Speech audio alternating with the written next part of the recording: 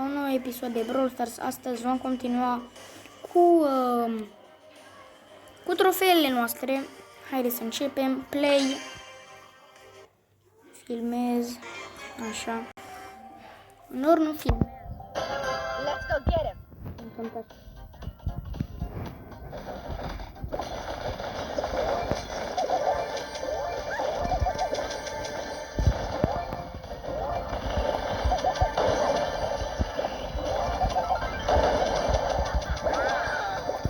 Măcar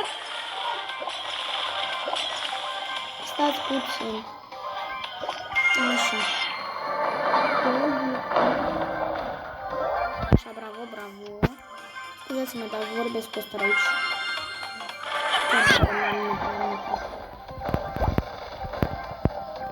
E bine.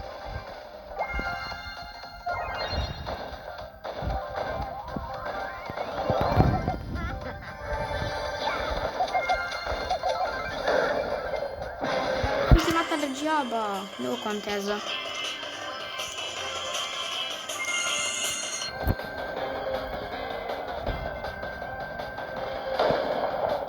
E ok.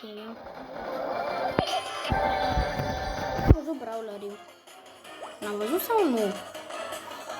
Băi. A, e un destul, da, nu are să ne facă. A, ok, încă filmează. Vin o trofee. Deci, da.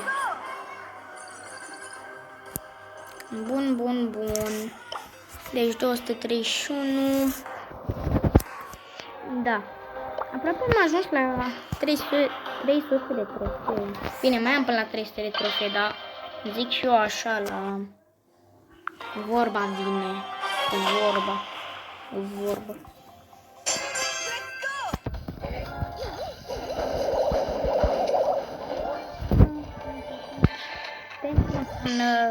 Nu mai spun că știți și voi, probabil. Oeleu, bă, dar e imposibil. Acolo e o gardă mare. Gen, da. Înțelegeți voi. Adică sunt mulți oameni acolo, uitați-vă și voi ce-au făcut. Ok. Așa, eu mor tu. Așa. A, haide.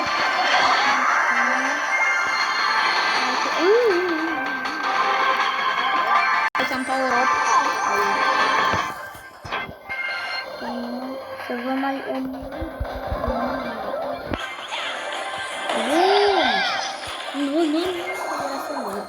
Acum dacă mă nimerește o singură dată sunt mort. Dar oricum mă recapă viața, adică îmi fac viața la loc. Așa, am câștigat iar...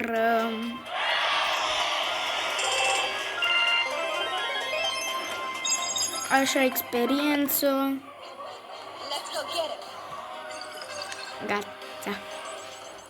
Acum hai să mergem și noi pe un solo showdown, zic și eu, că acum eu mă jucam pe duo.